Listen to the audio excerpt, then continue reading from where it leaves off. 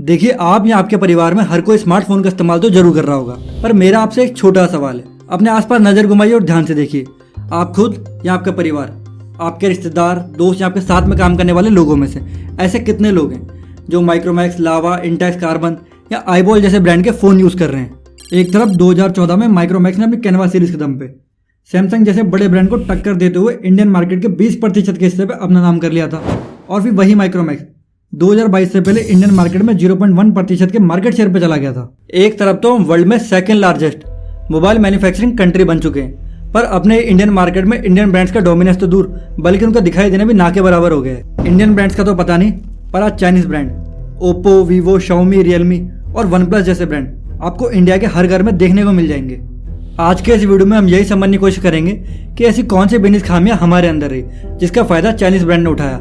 Boycott China movement अपने peak पे होने के बावजूद आज चाइनीज ब्रांड्स के बनाए हुए प्रोडक्ट हर इंडियन फैमिलीज का हिस्सा हैं।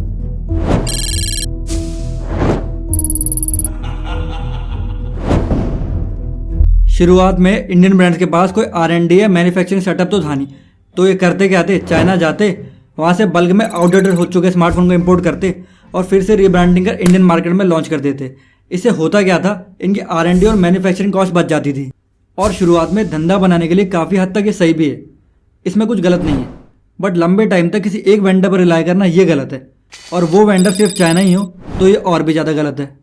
जहाँ पे Indian brand 2G 3G smartphone को इंपोर्ट करके अपना ठप्पा लगा के बेचने में व्यस्त थे, वहाँ पे चाइनीज गवर्नमेंट ने अपनी ब्रांड्स को 4G फ़ोन मैन्युफैक्चरिंग करने के लाइसेंस इशू कर दिए थे।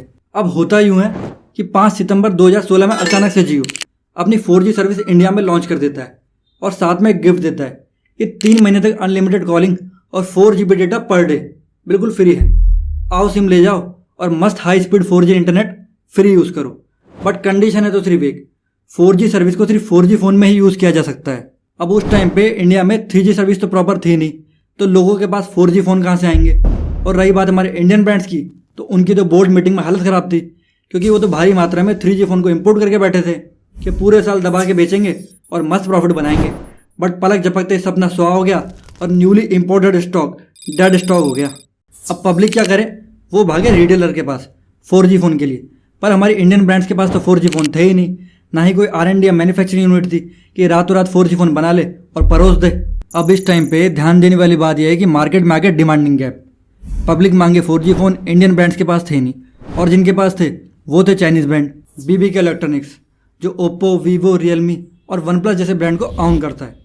उसने क्या किया, अपने ब्रांड्स को आगे कर दिया और कहा जी हमारे जो फ़ोन है ये 4G सपोर्ट करते हैं, आप इन्हें ले लो। और यहीं से इंडियन ब्रांड्स का टूटना चालू हो गया, और जो आज तक टूटते चले जा रहे हैं। मेरे ओपिनियन में इस बड़े सारे फेलियर के लिए सिर्फ और सिर्फ इंडियन ब्रांड्स को ब्लेम करना ही सही नहीं होगा, क्योंकि कहीं ना कहीं इस फेलियर के लिए हमारा सिस्टम भी जिम्मेदार है, क्योंकि उस टाइम पे मैन्युफैक्चरिंग इंडस्ट्री को बढ़ावा देने के लिए कभी कोई ठोस कदम उठाए नहीं गए। और तो और स्मार्टफोन को बनाने के लिए जिन प्रेशियस मेटल्स एंड मिनरल्स की रिक्वायरमेंट होती है, उनका 80% हिस्सा अकेला चाइना ही प्रोड्यूस करता है, और बेशक आज भी कर रहा है।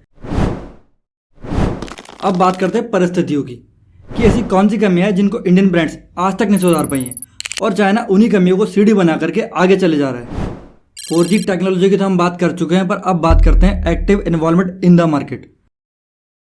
देखिए, एक्टिव इन्वॉल्वमेंट से मेरा मतलब है कि एक तरफ तो चाइनीज ब्रांड पिछले एक साल में 63 न्यू स्मार्टफोन इंडियन मार्केट में लॉन्च कर चुके हैं, यानी हर एक महीने में 5 नए फ़ोन। वहीं अगर हम इंडियन ब्रांड्स को उठा करके देखें, तो जब भी वो कुछ नया लॉन्च करने की कोशिश करते हैं, तो उनके यूज़र सोशल मीडिया पे ये पोस्ट करते हैं कि आप अभी भी जिंदा हो गया, या आप अभी भी इस मार्केट में काम कर रहे हो क्या। देखिए, इंडियन कंज्यूमर ऐसा कंज्यूमर है कि फ़ोन हमेशा टॉप क्लास वाले लेगा, फिर चाहे वो फ़ोन EMI पे क्यों ना लेना पड़े।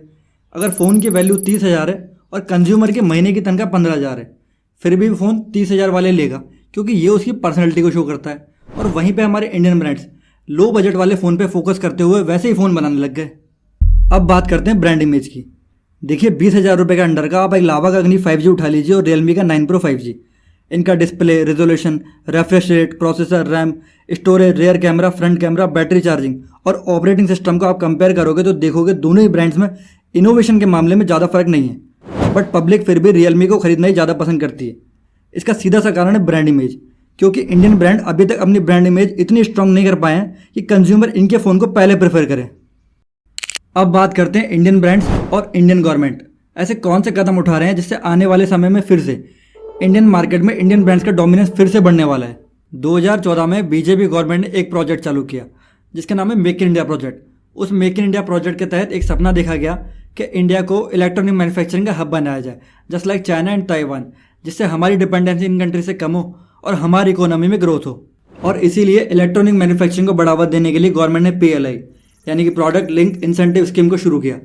इसके तहत इंडिया में बनाए गए पर स्मार्टफोन पे आपको गवर्नमेंट की तरफ से कुछ सब्सिडी मिलेगी। और इसी के तहत जहाँ पूरे इंडिया में सिर्फ 2 मैन्युफैक्चरिंग प्लांट हुआ करते थे, आज 200 से भी ज़्यादा है। और सैमसंग जैसे बड़े ब्रांड ने अपना सबसे बड़ा मैन्युफैक्चरिंग प्लांट हमारे ही भारत के नोएडा उत्तर प्रदेश में खोला है। वहीं हमारे इंडियन ब्रांड्स ने अभी हार कहाँ मानी है। माइक्रोमैक्स और लावा जैसे बड़े प्लेयर ने अपना R&D और मैन्युफैक्चरिंग प्लांट इंडिया में सेटअप कर लिया है और अब ये भी मार्केट में डोमिनेंस करने की तैयारी में है।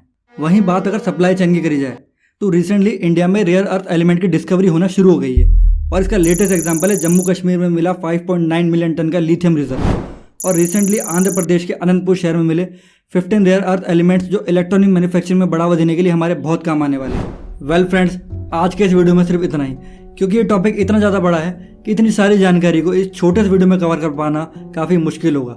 और अगर आपकी नज़र में कोई और रीज़न है जिसकी वजह से चाइनीज़ ब्रांड्स का डोमिनेंस आज इंडियन मार्केट में इतना बढ़ गया है तो कमेंट करके जरूर बताइए। तब तक के लिए जय हिंद, जय भारत।